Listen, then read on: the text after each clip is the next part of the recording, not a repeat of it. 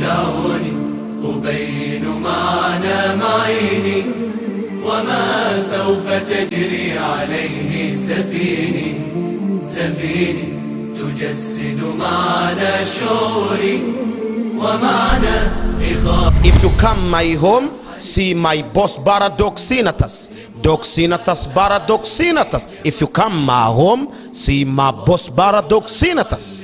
Wakati umeliandika Doxinatus, usianze kushoto kwenda kulia, utaona linasomeka tu Doxinatus. Ukitaka kujua maana Doxinatus ni nini, sasa anza kulia rudi kushoto, utaona neno Doxinatus linasomeka. Ukianza kulia kwenda kushoto linasomeka Satan is God. Kwa nini inaitwa zebra crossing na ni wanadamu wanavuka? Hebu jiulize, kwa nini ikaitwa zebra crossing? Wewe Muislamu jiulize, tangu uzaliwe mpaka saizi na miaka 20 au 30 au 50, ushawahi kumuona pundamilia anavuka pale? Ni mwanadamu. Kwa hivyo kwa wazungu sisi kwao ni nani? Ni mazebra. Kule kwao hawaziti zebra crossing, hapana, wanaita pedestrian crossing. Kwa hivyo unaposema AIDS kwa Kiingereza safi, urefu wake A ni American, I ni idea, D ni destroying, S ni sex. Ndiyo maana rasmi ya neno AIDS. وما سوف تجري عليه سفيني تجسد معنى شعوري ومعنى إخائي ومعنى حنيني. سأسهب وصفا لعلي بحسن أوضح قدرا لخلي معيني. السلام عليكم ورحمة الله وبركاته. الحمد لله رب العالمين والصلاة والسلام على رسول الله صلى الله عليه وسلم. أما بعد, baada ya kumshukuru Mwenyezi Mungu Subhanahu wa Ta'ala na kumtakia rehma na amani zimshukie mtume wetu Muhammad sallallahu alaihi wasallam, hatuna budi kurudisha shukrani kwa Allah kwa kutuwezesha kuweza kukutana kwa mara yetu ya kwanza katika jiji hili la Dar es Salaam, katika msikiti huu wetu mzuri. Kwanza kabisa, tuliosimama mbele yenu hapa si kwamba labda sisi tuna elimu zaidi kuliko nyinyi mnaotusikiliza. Nyinyi mna elimu zaidi hata kutuliko sisi, lakini Mwenyezi Mungu amejalia kila mtu na kipawa chake. Mimi ninayezungumza kwa majina naitwa Suleiman Fadhil. Mimi ni mhubiri wa Kiislamu kutoka Kenya, Mombasa ama jiji la Nairobi. Na niliandamana naye pia hapa ni Ustadhi Ismail Gitau kutoka Nairobi, katika university inaitwa African Nazarene University jijini Nairobi.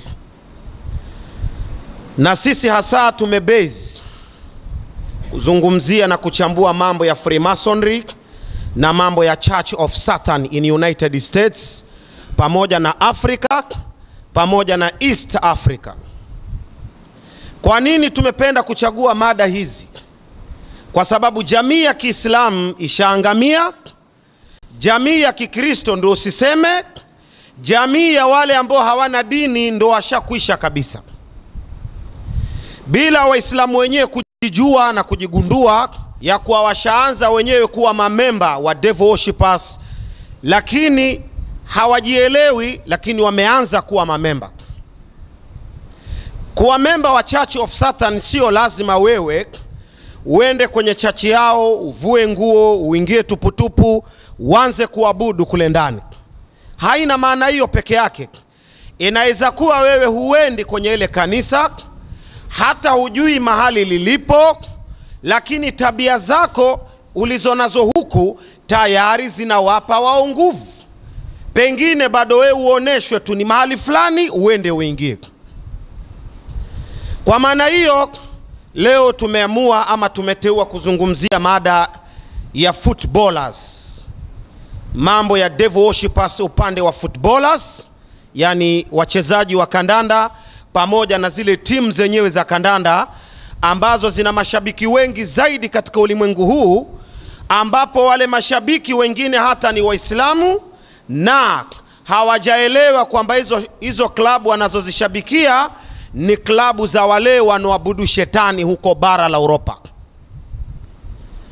Na kabla niingie kuzungumzia hizo klabu, kwanza ningependa kuhadithia muungano wenyewe wa Church of Satan in United States, ambapo nitakuelekeza katika Devil Masonic website, ambao ndio engine kubwa zaidi ya search. Ukiingia hapo utapata mengi zaidi. Na engine hii kubwa ya Freemasons ya search inajulikana kama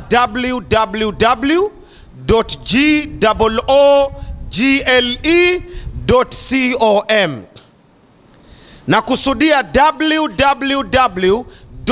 www.google.com.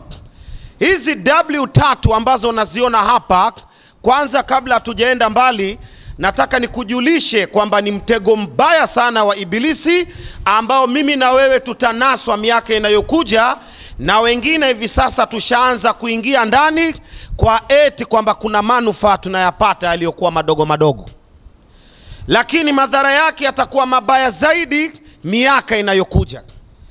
Maana ya www, maana yake ni nini? W ya kwanza inasimamia neno world, yani dunia. W ya pili inasimamia neno wide, yani upana wa ulimwengu. Wanajua ni kilomita ngapi kutoka mwanzo hadi mwisho, kulia na kushoto wanajua. W ya mwisho inasimamia neno web, yani neti, ambao tayari wengine tushaanza kuingia. Na ndio huo mtego mkubwa ulioko juu ya dunia wa devil worshippers unaojulikana kama internet.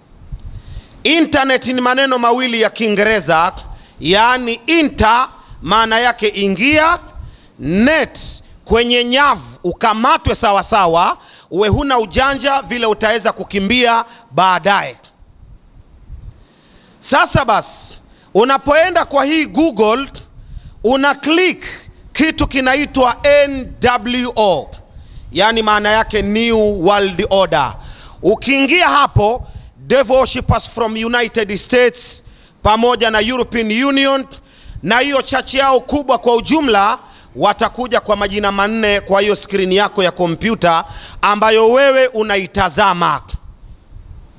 Jina la kwanza ambalo litakuja pale wanajiita The Skulls and Bones Society, na hii ni chama kibaya sana cha shetani ambacho kiko Amerika na ndicho kinachokontrol United States pamoja na European Union pamoja na Afrika mzima, tuko under control ya hawa. Kwa hivyo Skulls and Bones Society, maana yake skull ni hii kichwa ya binadamu akishafariki akaoza mwili mzima, likabakia fuvu la kichwa hili, ikiwa pua hakuna, meno hakuna, ubongo hakuna, ulimi hakuna, masikio hakuna. Hiyo ndio inaitwa skull. Kisha bones ni mifupa miwili ya binadamu inaomwezesha yeye kutembea akiwa hai. Kutoka kwenye kiuno hadi kwenye magoti hapa, kila binadamu ana mfupa mnene hapa ndani, right na left. Hii mifupa huwa wameiweka kama makasi, alafu hiyo skull wameiweka juu ya hiyo mifupa. Hii ndio the great devil Masonic science in America ambayo ina control worldwide. Na alama hii hata tunashtuka leo kupita kwenye barabara za Dar es Salaam katika hali ya kuchunguza mambo ya Church of Satan in Dar es Salaam. Leo tumeona t-shirt nyingi zinauzwa huko barabarani pamoja na maduka yako na hiyo signs of Satan ambayo nimeizungumza, ambao inaitwa The Skulls and Bones Society. Kwa hivyo ningependa kukukanya na mapema we ndugu Muislamu, na kukueleza na mapema, utakapokwenda sokoni au duka lolote kununua nguo aidha yako ama ya kijana wako, usidhubutu kununua vazi ambalo liko na hiyo picha aidha imechapishwa mbele ama nyuma, kwa sababu hiyo ni the great devil Masonic science in the world. Wacha nikuoneshe picha yenyewe ili iwe rahisi utakapofika dukani usidhubutu kuinunua. Nadhani unaona picha ndio hii.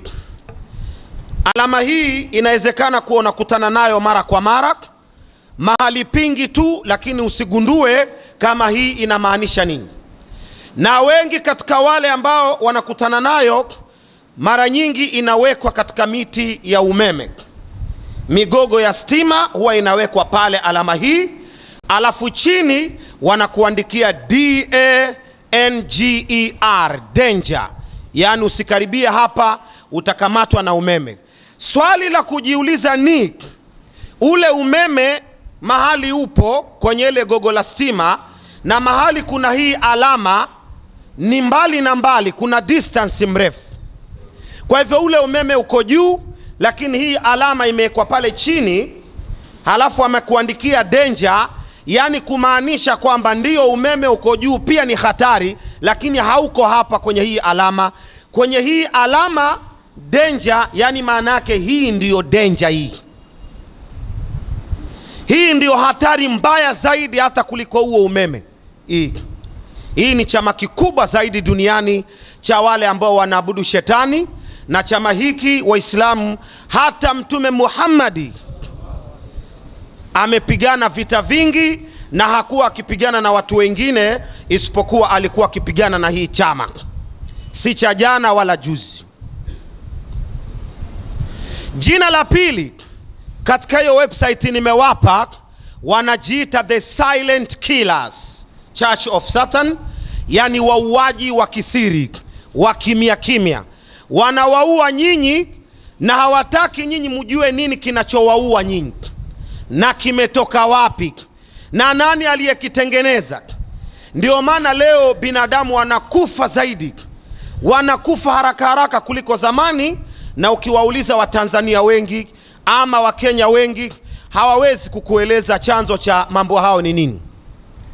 Kwa hivyo The Silent Killers ni kikundi cha Church of Satan in United States. Kazi yao ni kuua kwa njia za siri. Mathalan, kuna kitu kinachoitwa HIV virus ambaye munaita ugonjwa wa ukimwi.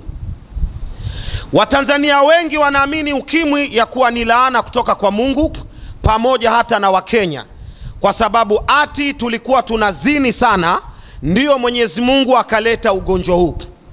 Lakini anayetamka maneno haya ni wazi kwamba bado hajachunguza na akaona devil worshippers vile wanapeleka hii dunia, na malengo yao ya miaka 350 inayokuja wamepanga nini.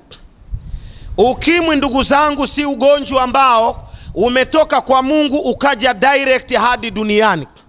La, ni ugonjwa ambao umetengenezwa kwa order ya Church of Satan from United States, na hiyo Church of Satan ndio ino control United States. Kwamba kwa nini kuundwa ukimwi? Ni kwa sababu kuna kitu kinachoendelea na kinaendelezwa na hilo kanisa, kinaitwa the campaign ya reducing population ya binadamu, ili United States iweze kupata urahisi wa kuweka serikali moja dunia mzima itakayotawala ulimwengu mzima, ambao marais wote wa Marekani wamekuwa wakipigia debe serikali hii, mpaka Rais George W. Bush, Mheshimiwa Barack Hussein Obama, ambaye wakati anaingia kwenye kile kiti wengi walisema na walikuwa na furaha wakisema kwamba Muislamu mwenzetu anaenda kutawala ulimwengu. Lakini Barack Hussein Obama yule sio Muislamu, yule ni devil worshipper mkubwa, tena ni chairman upande wa blacks kule United States.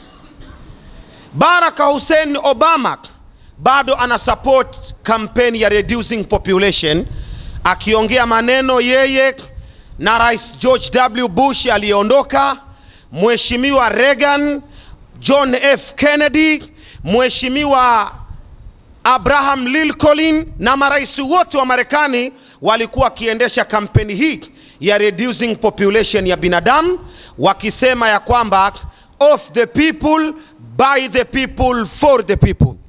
Kwanza hii ni one world satanic government ambao haitaweza kutawala ulimwengu mzima mpaka reducing population ya binadamu iweze kufanyika, watu wauawe, wapunguzwe kwa njia mbalimbali, na hususan walengwa wa kuuawa ni watu ambao wanatoka third world ambao ni Afrika. Na before ukimwi uletwe, ili reducing population iendelee, walileta kitu kinaitwa the family planning program, kwamba mzae watoto wawili, usizidishe hapo, utashindwa kuwasomesha. Usizae watoto watatu, utashindwa kuwasomesha. Na zikaanza kuletwa the family planning tablets, tembe za upangaji wa uzazi, ambazo zimesababisha wanawake kwenda operation mara nyingi zaidi baada ya wao kutumia tembe hizi. The family planning program ni kwamba malengo ilikuwa ni watu wapungue. Walipoona ya kuwa Waafrika hawashughuliki wala hawatilii maanani jambo la kupanga uzazi, sasa ndio wakaleta upangaji wa uzazi wa lazima. Wewe upange, mwisho uuawe. Ndio hii kitu inaitwa HIV virus, ambao ni ugonjwa wa ukimwi uliotengenezwa kule Arkansas University, Canada, mwaka wa 1930. Walipokuwa wamesha program, wamemaliza, na 1946 wakaita professional doctors kutoka dunia mzima, wakaenda kule Washington, wakawa wanasema wanabadilishana fikra kuhusu magonjwa mbalimbali, namna ya kuyatibu. Wakawa wanaulizana katika ile meeting kwamba je, malaria kwenu mnaitibu vipi? Kansa kwenu mnatibu vipi?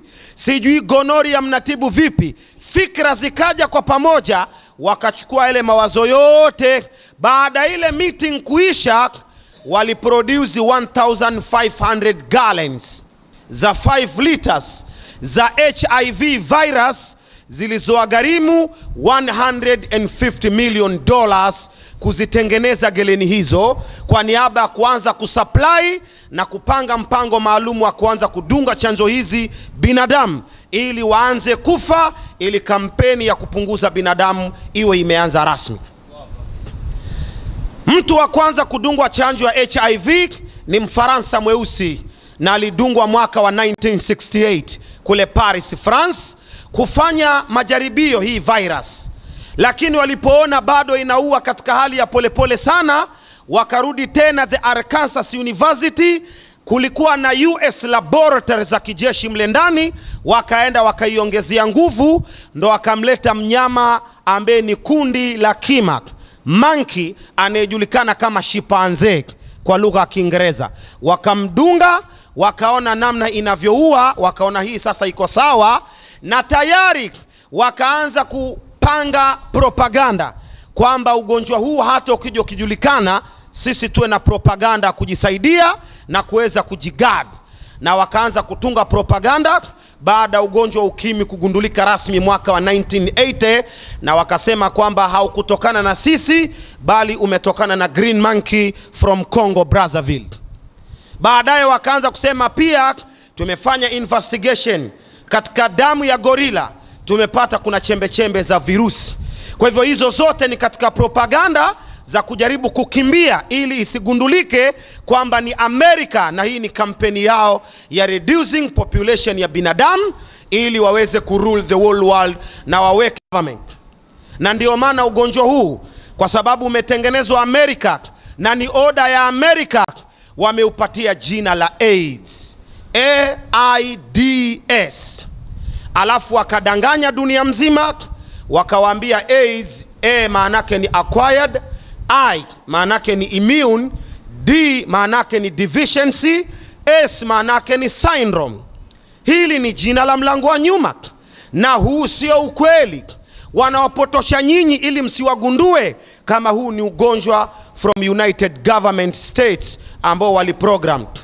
Lakini neno AIDS kwa wale waasisi wa ugonjwa huu na wanaoendeleza kusupply virus hii, wanasema wazi ya kuwa ugonjwa huu sababu ya kuitwa AIDS si acquired immune deficiency syndrome.